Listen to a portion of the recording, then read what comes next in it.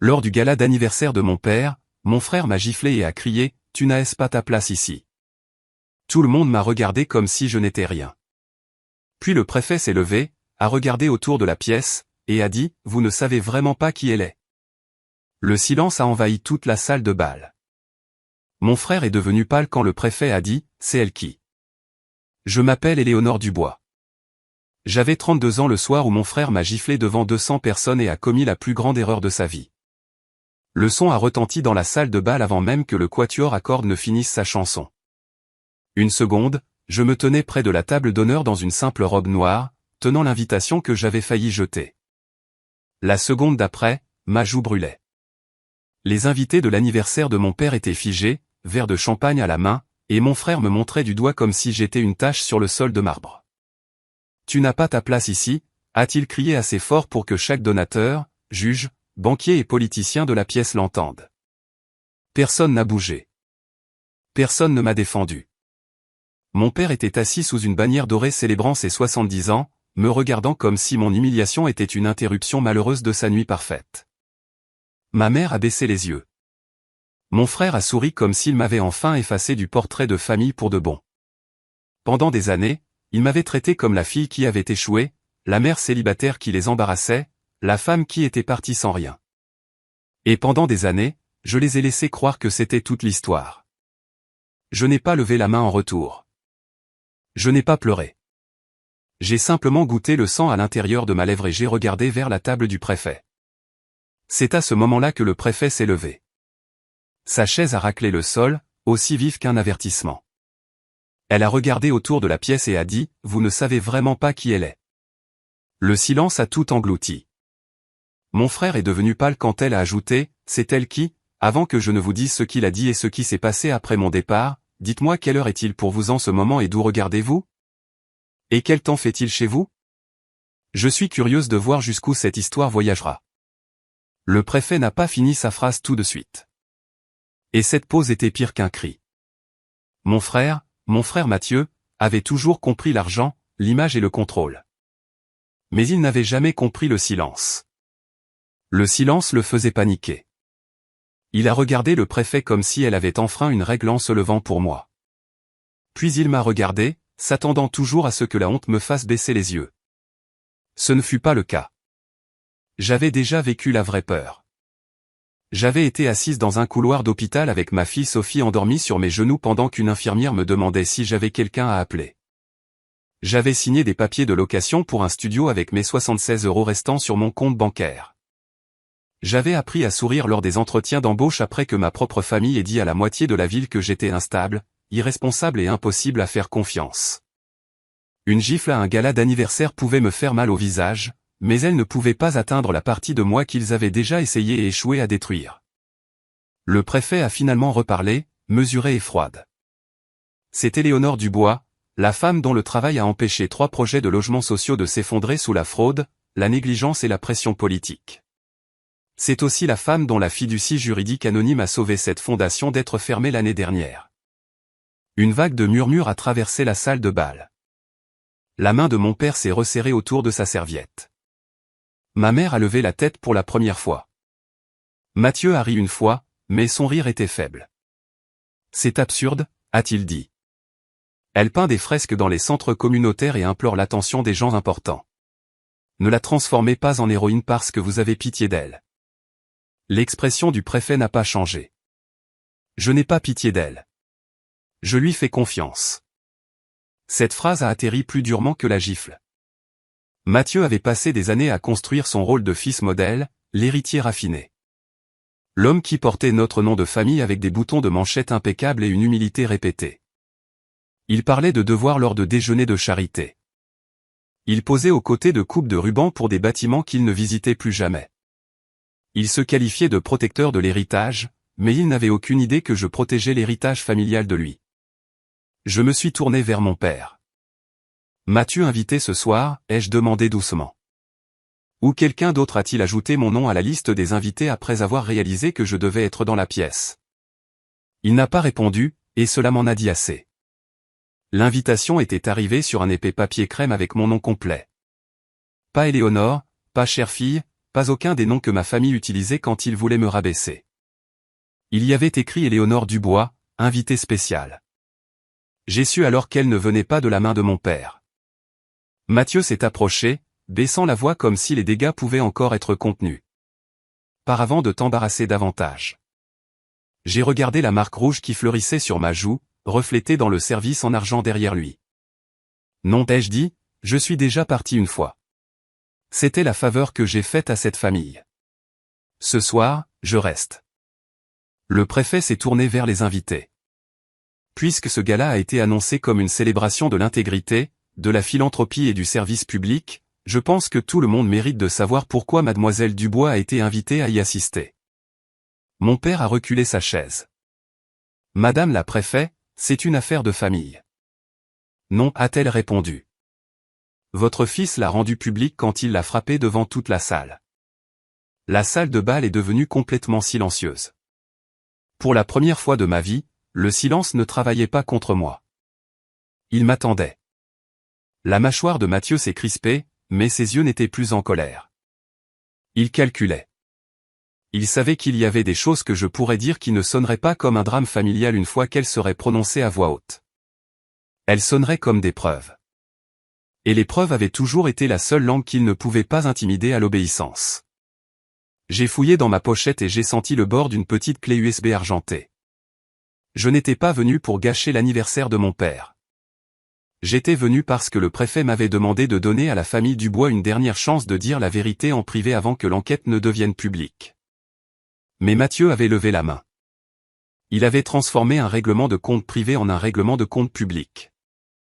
Et quand les gens choisissent un public pour votre humiliation, parfois ils choisissent accidentellement un public pour leur propre exposition. Je devrais expliquer pourquoi Mathieu me détestait assez pour me gifler dans une pièce pleine de caméras.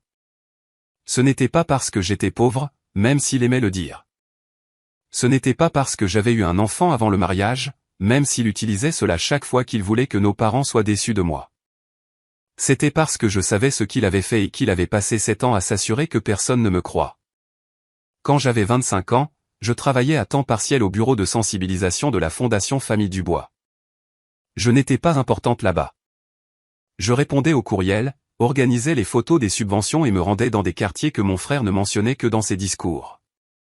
J'ai vu des familles emménager dans des logements temporaires avec de la moisissure derrière une peinture fraîche. J'ai vu des entrepreneurs payer 2 fois pour des réparations qui n'étaient jamais terminées. J'ai vu des factures avec des numéros identiques et des noms d'entreprises différents. Au début, j'ai pensé que c'était de la comptabilité bâclée. Puis, j'ai trouvé les initiales de mon frère sur les formulaires d'approbation attachés à des projets qu'il affirmait publiquement avoir personnellement sauvés.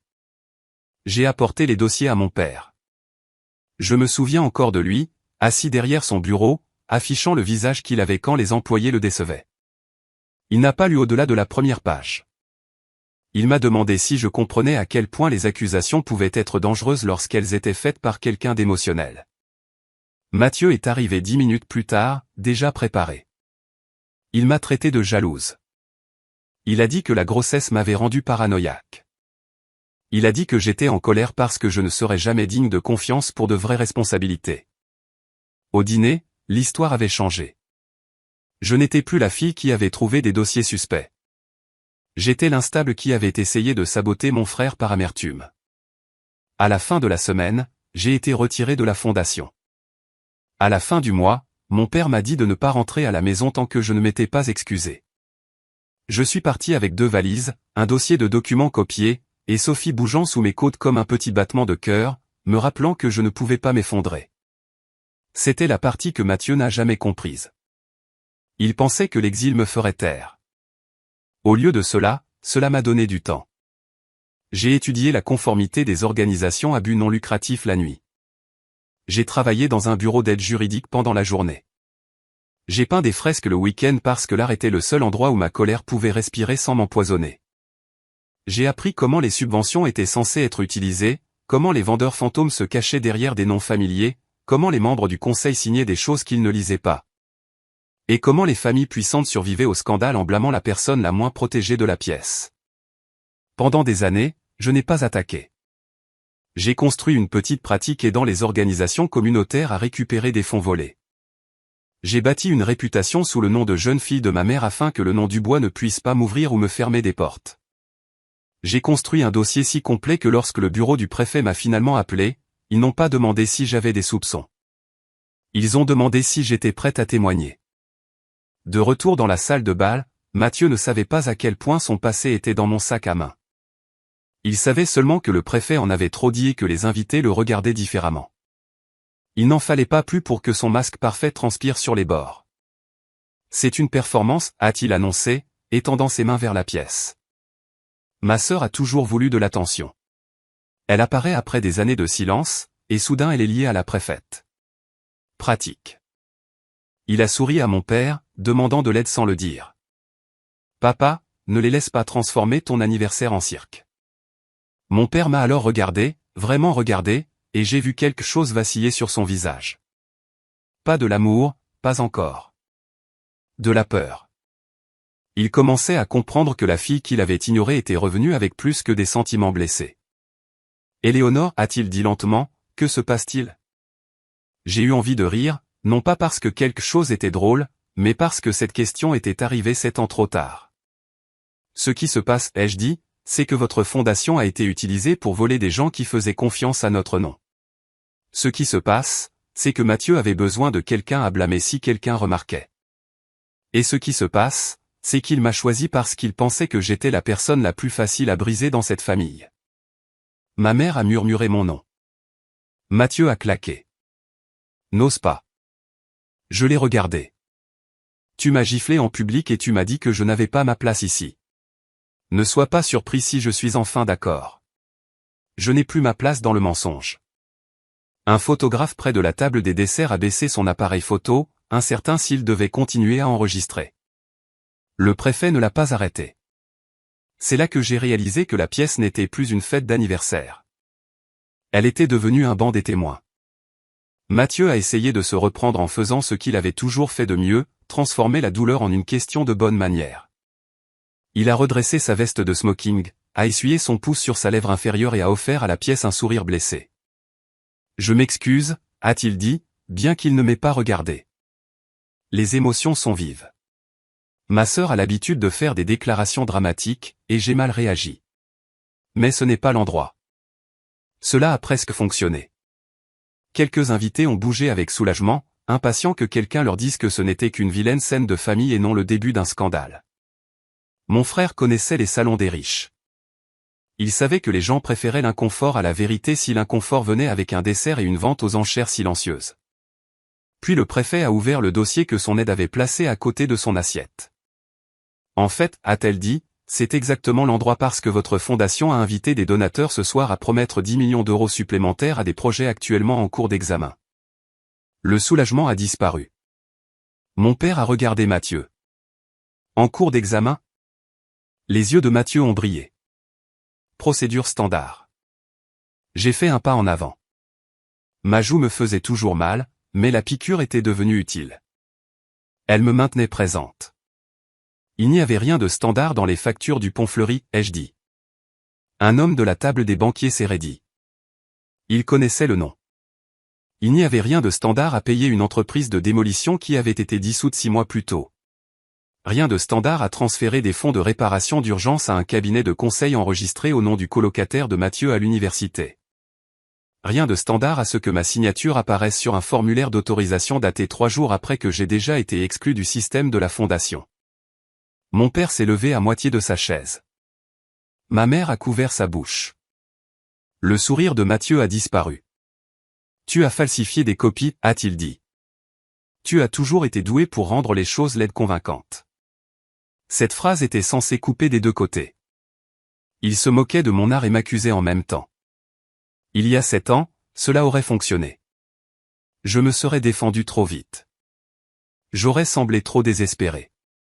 J'aurais fait douter la pièce de moi parce que la douleur peut ressembler à de la culpabilité quand les gens puissants restent calmes. Mais je n'avais plus 25 ans. Je me suis tourné vers le préfet. Puis-je?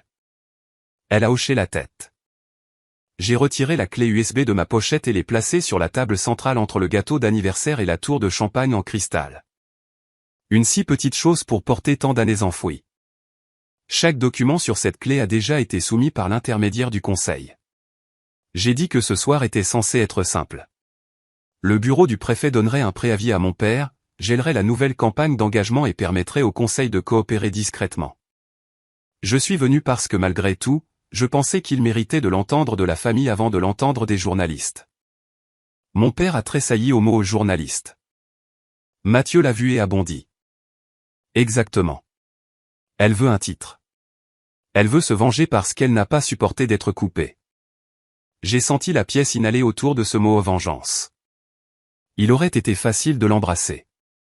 Peut-être qu'une partie de moi le voulait, mais la vérité était plus lourde et plus propre que la vengeance. Non, ai-je dit, si j'avais voulu me venger, je serais allé en public il y a des années, quand Sophie et moi mangions des céréales pour le dîner dans une pièce sans chauffage parce que tous les employeurs liés à cette famille avaient été avertis de ne pas m'embaucher. Si j'avais voulu me venger, j'aurais publié vos courriels le jour où je les ai trouvés. Si j'avais voulu me venger, je n'aurais pas protégé le nom de papa en créant une fiducie distincte pour rembourser le premier groupe de locataires avant qu'ils ne poursuivent la fondation en justice. Mon père m'a regardé. Tu as fait quoi? C'était ça, la première vraie fissure dans l'histoire de la famille. Ma mère s'est penchée en avant, les yeux maintenant humides, mais je ne pouvais pas m'arrêter pour ses larmes. Pas encore. Le nom Dubois a survécu parce que les personnes lésées par le Pont-Fleuri ont reçu un paiement d'une fiducie qu'elles pensaient provenir d'un donateur anonyme. Ce donateur, c'était moi. J'ai utilisé l'argent d'un règlement d'un dossier de conformité que j'ai gagné sous mon nom professionnel. Je l'ai fait parce que ces familles avaient besoin de réparation plus que je n'avais besoin de satisfaction, et parce que, bêtement, je pensais encore qu'un jour vous voudriez la vérité plus que votre fierté. Pour une fois, Mathieu n'a eu aucune réponse immédiate. Le préfet a regardé mon père. Votre fille a sauvé votre fondation de la première poursuite. Votre fils a permis au donateur de croire qu'il avait négocié la solution. La salle de bal a de nouveau bougé, mais cette fois le son n'était pas des potins. C'était un jugement qui se formait en temps réel. Le visage de mon père était devenu gris. Il s'est tourné vers Mathieu. C'est vrai? La bouche de Mathieu s'est ouverte, puis s'est refermée. C'en était assez. Des années à être traité de dramatique, instable, jalouse et ingrate se sont effondrées dans ce silence vide. Mais la nuit n'était pas terminée. Parce que les dossiers du Pont-Fleuri n'étaient que le début, et Mathieu le savait. Sa main s'est dirigée vers la clé USB. J'ai posé ma paume dessus en premier. Ne fais pas ça, ai-je dit doucement. Tu as déjà touché quelque chose ce soir qui ne t'appartenait pas. Les yeux de mon frère ont changé après cela. Il a cessé de jouer pour la salle de bal et a commencé à chercher des issues. Pas des portes exactement. Des issues sociales, des issues légales, des issues émotionnelles. Il a jeté un coup d'œil à notre père, puis aux membres du conseil, puis aux donateurs dont les chèques devaient être encaissés avant minuit. Chaque calcul se lisait sur son visage. Je l'avais vu calculer ma valeur depuis l'enfance. Quand j'avais 10 ans, il m'a dit que mes peintures étaient mignonnes parce que personne ne s'attendait à ce que je sois utile. Quand j'avais 16 ans, il a dit à un comité de bourse que j'étais trop sensible à la pression, puis a accepté leur prix de leadership 2 semaines plus tard. Quand j'avais 25 ans, il a calculé qu'une fille enceinte sans mari et sans argent serait plus facile à blâmer qu'un fils portant une montre chère et le sourire de la famille. Mais maintenant, les calculs avaient changé. Tu penses que ça te rend noble, a-t-il sifflé. Tu te cachais derrière un autre nom. Tu as laissé tout le monde penser que tu n'étais rien. Non, ai-je dit. Tu avais besoin que tout le monde pense que je n'étais rien. J'ai juste arrêté de corriger les gens qui s'entêtaient à me mal comprendre. Cette phrase a fait ce que les preuves seules ne pouvaient pas faire. Elle a atteint des gens qui n'avaient jamais lu un audit de subvention de leur vie. Je l'ai vu sur le visage d'une femme près de l'orchestre, dans les épaules raides d'un juge qui m'avait ignoré un jour lors d'un déjeuner, dans les mains tremblantes de ma mère. Ils ont compris ce que cela signifiait d'être effacé par une histoire que quelqu'un d'autre contrôlait. Puis mon père s'est éloigné de la table d'honneur. Éléonore, a-t-il dit, et mon nom sonnait inconnu dans sa bouche, comme s'il ne l'avait pas prononcé avec respect depuis des années. Pourquoi n'es-tu pas revenu me voir? La question faisait plus mal que la gifle parce qu'elle me rendait toujours responsable de son refus d'écouter. Je l'ai regardé et je me suis forcé à ne pas adoucir la vérité. Je l'ai fait 2 fois. La première fois, tu m'as dit que la loyauté familiale signifiait le silence.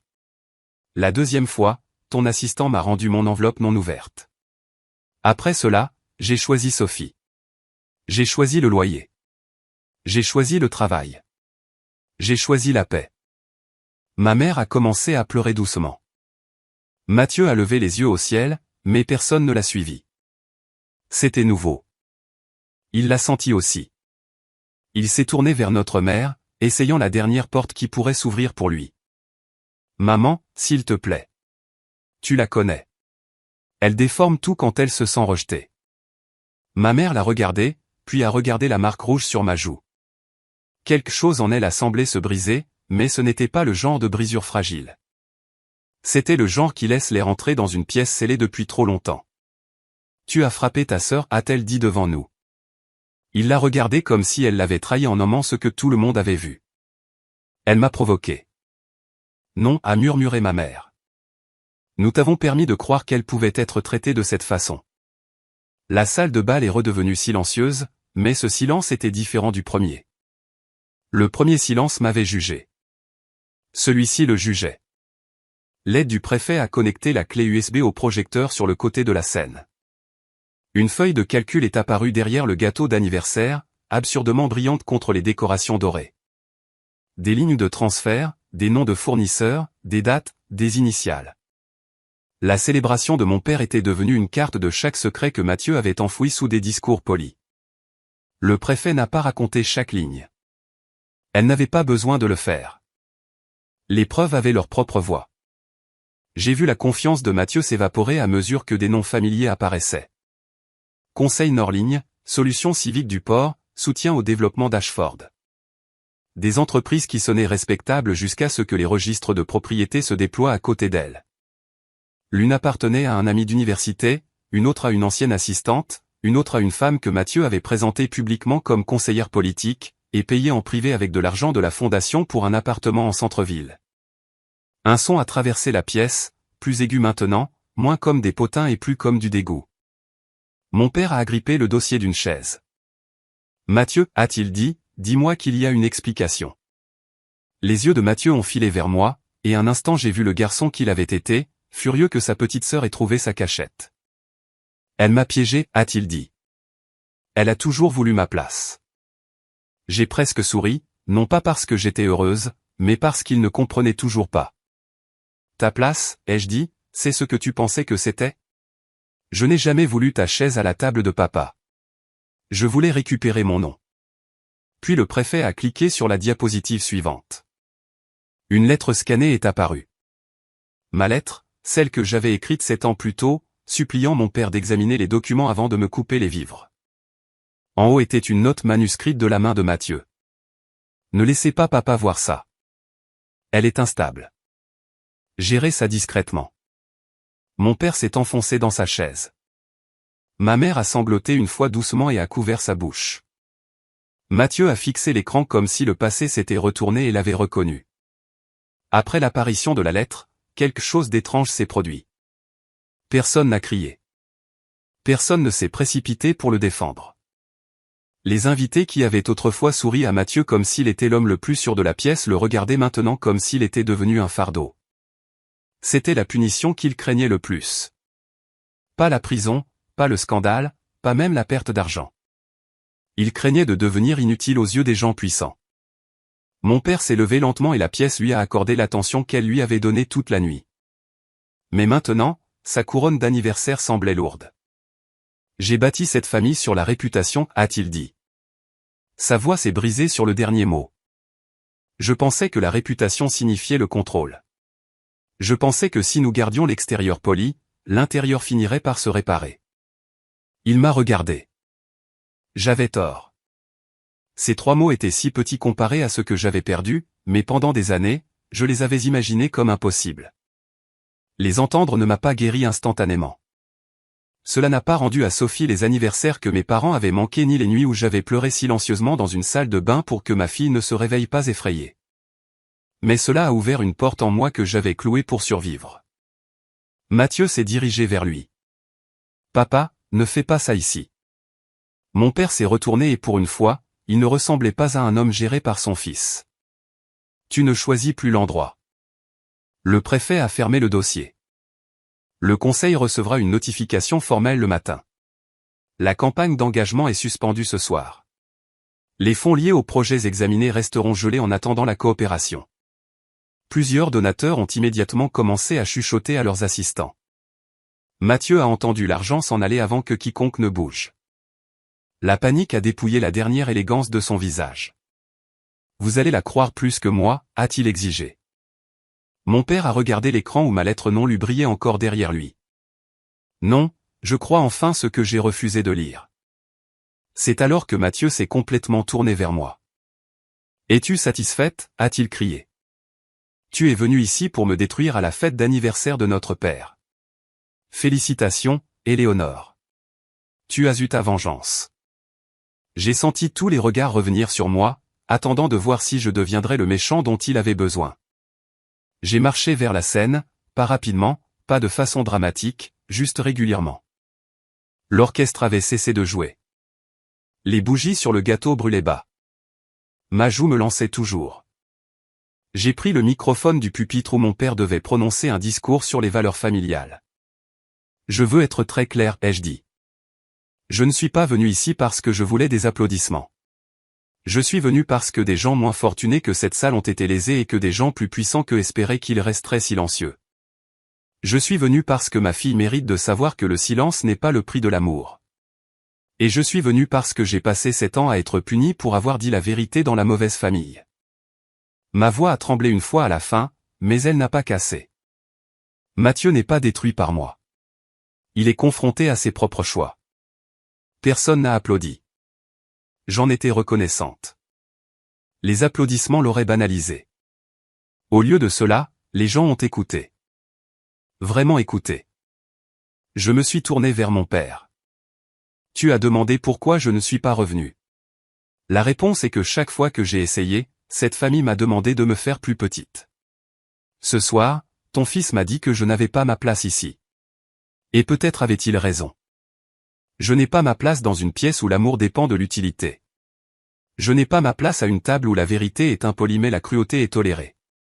Je n'ai pas ma place dans une famille qui protège son image en sacrifiant ses filles. Ma mère pleurait ouvertement maintenant. Mon père avait l'air d'avoir vieilli d'1 an à chaque phrase. Mathieu était seul à côté de la table, et pour la première fois de ma vie, personne ne s'est précipité pour arranger le monde autour de son confort. Le préfet s'est approché, sa voix plus douce maintenant. Éléonore, les locataires du Pont Fleuri ont envoyé quelque chose quand ils ont appris que vous pourriez prendre la parole ce soir. Son aide m'a tendu une petite enveloppe. À l'intérieur se trouvaient des photographies. Des enfants debout devant des appartements réparés. Un vieil homme tenant une pancarte manuscrite disant « Merci, mademoiselle V ». Une mère avec des jumeaux souriant à côté d'une nouvelle porte peinte en bleu. J'ai pressé mes doigts sur les photos et j'ai senti l'histoire de la vengeance en moi changer de forme. Ce n'était pas la vengeance comme destruction. C'était la vengeance comme preuve. Preuve que je n'avais pas disparu. Preuve que la gentillesse faite en secret pouvait survivre aux mensonges dits en public. Preuve que mon frère avait passé des années à me traiter d'inutile tandis que des gens qui l'ignoraient prononçaient mon nom avec gratitude. J'ai regardé Mathieu une dernière fois. Tu m'as dit que je n'avais pas ma place ici. J'ai dit, tu avais raison sur une chose. J'ai ma place avec les gens qui savent ce que vaut mon travail. Je suis parti avant que le gâteau d'anniversaire ne soit coupé. C'est la partie dont les gens me parlent toujours. Ils veulent savoir si je suis resté pour voir Mathieu tout perdre, si j'ai vu les donateurs se retirer, si j'ai vu mon père le retirer du conseil, si j'ai vu ma mère enfin me choisir devant tout le monde. La réponse est non. J'avais passé trop d'années à mesurer ma douleur à leur réaction. Cette nuit-là, j'ai décidé que ma guérison n'avait pas besoin de public. Le préfet a marché à mes côtés à travers le hall et l'air froid dehors a touché ma joue comme une main propre. Derrière nous, la salle de bal bourdonnait de conséquences. Des appels téléphoniques étaient passés. Des avocats étaient convoqués. Un portrait de famille se fissurait dans un cadre doré. Mais dehors, la ville était calme. « Vous avez bien fait », a dit le préfet. J'ai ri doucement parce que je ne me sentais pas bien. Je me sentais vidé comme si quelqu'un avait ouvert toutes les pièces verrouillées de ma poitrine et laissé les portes s'ouvrir. J'ai failli ne pas venir, ai-je admis. Je sais, a-t-elle dit. Le courage ressemble souvent à l'arrivée avec des mains tremblantes. Je me suis tenu sous l'auvent et j'ai vérifié mon téléphone. Il y avait un message de la baby-sitter de Sophie. Elle s'est endormie en tenant le pinceau bleu. Cela m'a brisé plus que la gifle. J'ai pleuré alors, pas bruyamment, pas magnifiquement, juste honnêtement. J'ai pleuré pour la jeune femme que j'avais été, transportant des cartons dans un appartement bon marché tout en se disant que l'exil était la liberté. J'ai pleuré pour la fille qui voulait que son père la croie. J'ai pleuré pour toutes les fois où j'avais ravalé ma propre défense parce que la survie avait des exigences plus urgentes que la fierté. Puis je me suis essuyé le visage parce que ma fille me demanderait à propos de la marque sur ma joue et je ne lui mentirais pas. Je lui dirais que quelqu'un a fait un choix cruel et que j'ai fait un choix courageux. 2 semaines plus tard, l'enquête est devenue publique. Mathieu a démissionné de la fondation avant que le conseil ne puisse le révoquer, mais la démission ne l'a pas sauvé. Les comptes ont été gelés. Des poursuites civiles ont suivi. Une enquête criminelle a été ouverte après que d'autres fournisseurs se soient manifestés. Ses amis ont disparu avec une rapidité impressionnante. Les gens qui avaient autrefois loué son leadership se sont soudainement souvenus qu'ils avaient toujours eu des préoccupations. C'est ainsi que des pièces comme celle-là se protègent. Elles ne deviennent pas morales du jour au lendemain. Elles deviennent prudentes. Mon père a publié des excuses publiques aux familles affectées. Le premier projet, m'a-t-on dit, mentionnait que des erreurs avaient été commises. J'ai refusé d'aider à l'adoucir. La version finale disait, j'ai échoué à écouter la personne qui a essayé de me prévenir. Cette phrase comptait. Pas assez pour effacer le passé, mais assez pour arrêter de l'insulter. Ma mère est venue à l'exposition d'art scolaire de Sophie 3 mois plus tard. Elle s'est tenue à l'arrière, tenant des fleurs, nerveuse comme une étrangère. Sophie m'a regardé pour demander la permission avant de courir vers elle. Ce regard m'a dit tout ce que je devais savoir sur ce que mes choix avaient construit. Ma fille me faisait confiance pour protéger la forme de son monde. Alors je l'ai fait. J'ai laissé ma mère entrer lentement, avec des limites assez claires pour que personne ne puisse prétendre ne pas les voir. Mon père m'a demandé de me rencontrer pour un café. J'ai attendu 6 semaines avant de dire oui. Lorsque nous nous sommes enfin assis l'un en face de l'autre, il avait l'air plus petit que dans mes souvenirs. Il n'a pas demandé un pardon immédiat, ce qui était sage car je ne l'avais pas à donner. Au lieu de cela, il a posé des questions sur Sophie. Il a posé des questions sur mon travail. Il a demandé ce dont le Pont Fleuri avait besoin ensuite. Pour la première fois, il a posé des questions sans déjà posséder les réponses. Quant à Mathieu, il a envoyé un message par l'intermédiaire de notre mère. Dis à Éléonore qu'elle a gagné. Je l'ai supprimé. Gagner n'a jamais été le bon mot. Gagner suggère un jeu. Et ce qui m'est arrivé n'était pas un jeu. C'était un système familial construit sur le favoritisme, le silence et la peur de l'embarras. C'était un frère qui a confondu la protection avec la permission. C'était un père qui a confondu l'autorité avec la sagesse. C'était une mère qui est restée silencieuse trop longtemps parce que le silence semblait plus sûr que le conflit. Et c'était moi qui comprenais enfin qu'être rejeté par un système brisé peut être le début de la reconstruction. 1 an après le gala, je suis revenu au Pont Fleuri pour l'ouverture d'un centre de ressources artistiques et juridiques communautaires.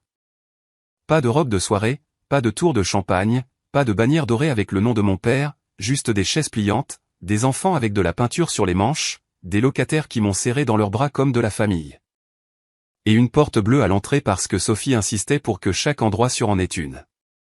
Le préfet y a assisté, mais elle n'a pas fait de cette journée une affaire politique.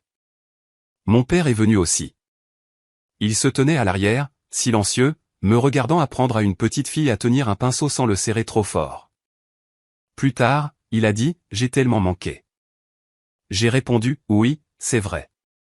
Je ne l'ai pas sauvé de cette vérité. L'amour n'exige pas de prétendre que la blessure était plus petite qu'elle ne l'était. Ma mère a aidé Sophie à accrocher des étoiles en papier aux fenêtres. Elle a pleuré quand Sophie l'a appelée mamie sans y être incitée. La guérison, j'ai appris, n'est pas un grand discours. Ce sont 100 petits moments où les gens choisissent de ne pas répéter les vieilles blessures. Parfois ils échouent. Parfois on recule. Parfois les excuses sont sincères, mais l'accès doit encore être gagné. Mathieu n'a pas assisté. J'ai entendu dire qu'il avait déménagé hors de la ville pendant que les affaires continuaient. Peut-être qu'un jour il comprendra que la gifle n'a pas été le moment